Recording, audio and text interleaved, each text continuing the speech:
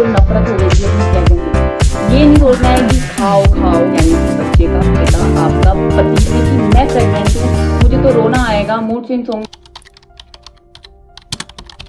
नमस्कार दोस्तों, hello beautiful people, how are you all.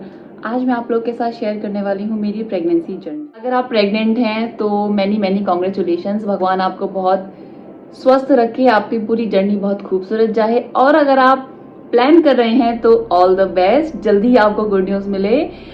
तो अगर आप प्रेग्नेंट हैं और आप फॉरेन कंट्री यानी कि विदेश में रहती हैं तो ये वीडियो मिस मत करना, क्योंकि जब मैं प्रेग्नेंट थी तो मैं सर्बिया यूरोप में थी। तो हम इसको 3 पार्ट्स में डिवाइड कर लेते हैं, क्योंकि 3 ट्राइमेस्टर होते हैं प्रेगनेंसी के, first trimester, second and third. यानी कि स्टार्टिंग के 3 मंथ्स मैं आपको बताती हूँ मेरे साथ क्या हुआ था। तो 1 महीना तो ऐसे ही निकल जाता है, आपको 1 से 1.5 महीने के बाद पता चलता है कि आप प्रेग्नेंट हैं। और तो मुझे पता चला, मैं बिल्कुल ठीक थी, 2 महीने मुझे हो गए, मैं बिल्कुल ठीक थी। लेकिन जैसे ही 2 महीने से ऊपर का टाइम हुआ, मुझे नॉजिया स्टार्ट हो गया। ये डिफरेंट टाइप का था, मुझे ऐसा लगता था कि वॉमिट आएगी लेकिन आती नहीं थी। मेरी भूख एकदम कम हो गई थी, मुझे भूख नहीं लगती थी, मुंह में ऐसा वही ना नौजिया जैसे होता, सबको पता ही ना। मैं उसके लिए क्या करती थी, तो उसके लिए एक बहुत अच्छा उपाय है कि आप अदरक का छोटा टुकड़ा लो, उस पर थोड़ा सा नमक लगा लो और उसे अपने मुंह में रख लो और उसको धीरे धीरे उसका रस को पीते रहो, तो उससे आपका बिल्कुल वॉमिट नहीं आती। और मैं आपको बता दूं कि मुझे मेरी प्रेगनेंसी में सिर्फ 1 बार वॉमिट हुई, और वो 1 बार भी ऐसा ही था कि मतलब वो भी कोई वॉमिट नहीं थी, ऐसे ही थोड़ा थूक सा बाहर आ गया था। और खाने में मैं क्या खाती थी, खाने में मैं स्टार्टिंग के टाइम पे मैं बिल्कुल किसी प्रेशर में नहीं थी कि मुझे बहुत खाना है। आप बिल्कुल किसी की मत सुनिए। मेरे साथ एक अच्छी चीज थी कि मैं अकेली रहती थी और फोन पे मैं सबके साथ कांटेक्ट में थी, लेकिन मेरे पास कोई एकदम एक्चुअल में फिजिकली मेरे पास नहीं था पूरे दिन जो मुझे देखे कि इसने ये खाया ये नहीं खाया। तो वो एक पॉजिटिव चीज थी मेरे साथ, मुझे ऐसा लगता है। ब्रेकफास्ट में मैं आधी रोटी मुश्किल से खाती थी और बस 1 घूंट चाय। हाँ भाई, चाय से मुझे बिल्कुल नफरत हो गई थी अपनी प्रेगनेंसी में, और मैं 1 घूंट या 2 घूंट चाय लेती थी, बस उसको सटक लूं और उसके साथ कुछ स्पाइसी चटनी बना लेती थी या फिर ऐसे ही। तो और लंच में जबरदस्ती मैं खिचड़ी पुलाव, मतलब नाम चारे का खाती थी मैं लंच में। फ्रूट्स और ड्राई फ्रूट्स मैंने बिल्कुल मिस नहीं किए। जब से मुझे पता चला कि मैं प्रेग्नेंट हूँ तो मैंने सुबह भीगे हुए बादाम, अखरोट और किशमिश साथ में मैं उसके खाती थी। और सबसे इम्पॉर्टेंट जो फ्रूट है वो सबको खाना चाहिए, आपको विटामिन सी की बहुत ज़रूरत होती है। तो मैं खाती थी कीवी, ऑरेंज, एप्पल मैं थोड़ा सा ज़बरदस्ती करके खा लेती थी कि अच्छा है 1 एप्पल खा लो। और मतलब स्टार्टिंग में तो मैं नमक लगा के खाती थी। दही से, हाँ जी, दही से मुझे बिल्कुल नफरत हो गई थी। और मैं उसमें क्या करती थी ना कि मैं दही का मट्ठा बना लेती थी और उसमें सूखा धनिया और नमक ऐड कर लेती थी। तो अगर आपको भी दही अच्छी नहीं लग रही है, कहते हैं ना दही खानी चाहिए, तो आप ऐसे करके दही थोड़ी थोड़ी खा लो। और सबसे अच्छी चीज मुझे जो मेरे साथ बड़ों ने कही कि तुम बिल्कुल ओवर ईटिंग मत करो, जितना मन है उतना खाओ, बस थोड़ा थोड़ा खाओ, कोशिश करो, लेकिन ये नहीं सोचना है कि खाओ खाओ, क्योंकि जो वो कहते हैं ना कि अब आपको 2 लोगों का खाना है, जी नहीं। तो आपको बिल्कुल ठूसने की जरूरत नहीं है, और अगर आप फालतू खाना ठूसेंगे तो आप जरूर ही वॉमिट करेंगी। फिर बात करते हैं सेकेंड ट्राइमेस्टर की। सेकेंड ट्राइमेस्टर तो गोल्डन पीरियड होता है, सभी को पता है। इतना बढ़िया वो टाइम होता है, पता ही नहीं चलता, एकदम से आपकी भूख वापस आ जाती है, आप एनर्जेटिक फील करते हो। मैंने तो बहुत मस्ती करी है, मैं पूरी एक्टिव थी अपनी फुल प्रेगनेंसी में। लेकिन जो बीच का ये सेकंड ट्राइमेस्टर था, मैं तो डांस करती थी, रील बनाती थी, लेकिन सावधानी के साथ, बदतमीजी के साथ नहीं, कूद फान नहीं करती थी, लेकिन बहुत अच्छे से सब कुछ करती थी। और सेकंड ट्राइमेस्टर शुरू होते ही मैंने थोड़ा बहुत मेडिटेशन, योगा अपने हिसाब से बहुत थोड़ा थोड़ा मैं करती थी। और सेकंड ट्राइमेस्टर में मतलब बिल्कुल बहुत खुशी खुशी बीता वो तो मेरा। सर्बिया में मैं और मेरे हस्बैंड रहते थे। हस्बैंड सुबह चले जाते थे, शाम को आते थे। और सबसे पहले तो मैं अपने हस्बैंड को थैंक यू कहना चाहूँगी। Thank you so much Shiv, उन्होंने मेरा बहुत सपोर्ट किया।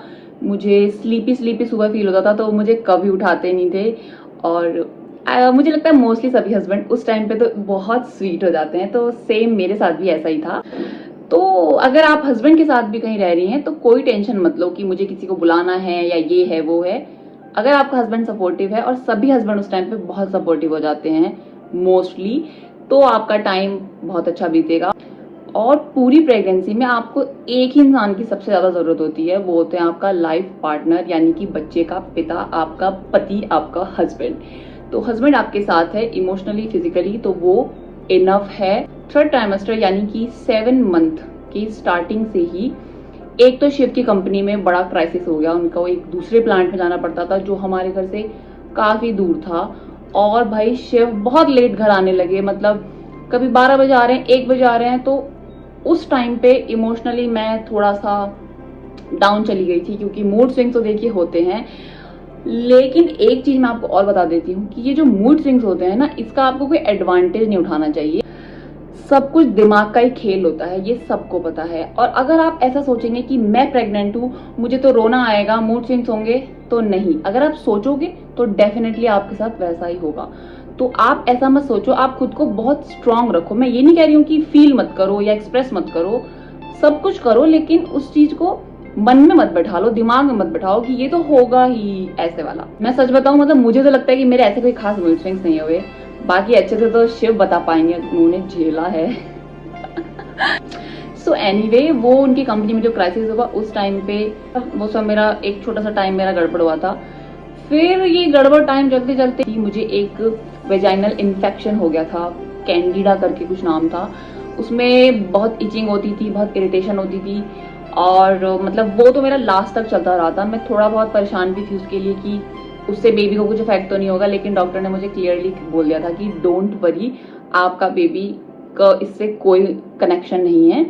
और वो उन्होंने मुझे बोला कि जनरली प्रेगनेंसी में बहुत लेडीज को हो जाता है। हाँ, बस एक वो दिक्कत मेरे साथ हो गई थी, और वो मेरा लास्ट तक चलती रही थी। अब हम बात करते हैं प्रेगनेंसी में ओवर ईटिंग और जंक फूड। तो ऑनेस्टली स्पीकिंग, मैंने अपनी पूरी प्रेगनेंसी में कोई जंक नहीं खाया। क्यों?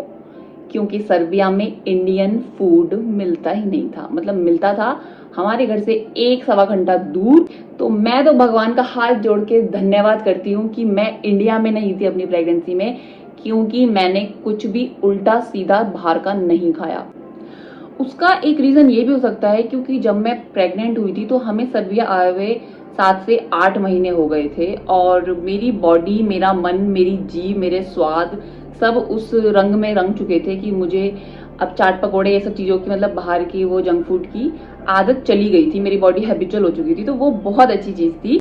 मेरा मन करता था सब कुछ खाने का, तो मैं घर पे ही बना लेती थी छोटी मोटी चीज़ें ना, मतलब काम चलाऊ वाली।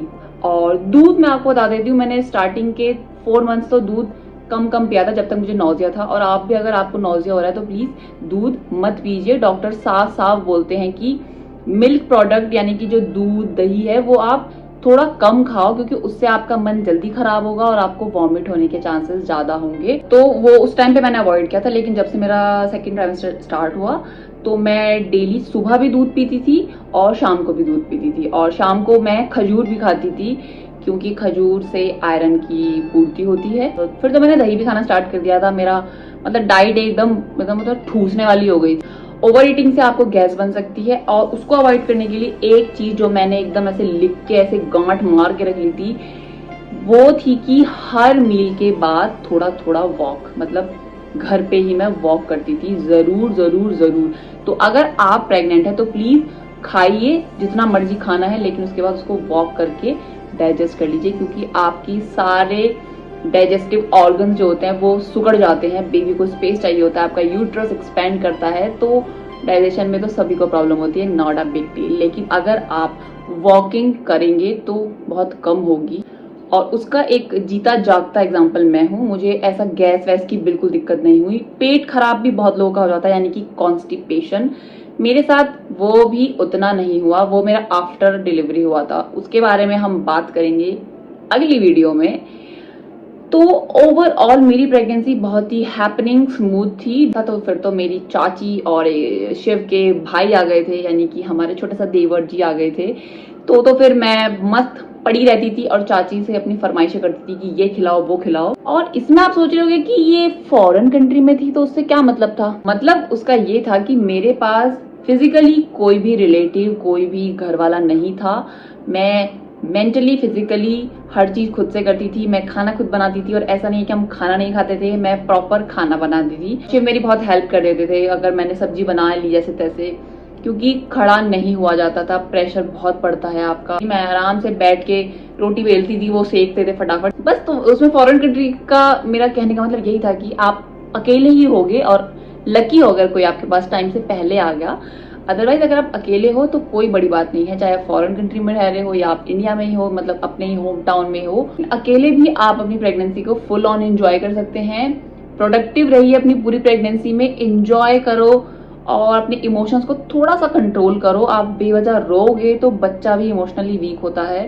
बाकी आप डॉक्टर्स की वीडियो देखिए, मैं कोई डॉक्टर नहीं हूँ, मैं अपनी आपको एक्सपीरियंस और अपनी जर्नी बता रही हूँ।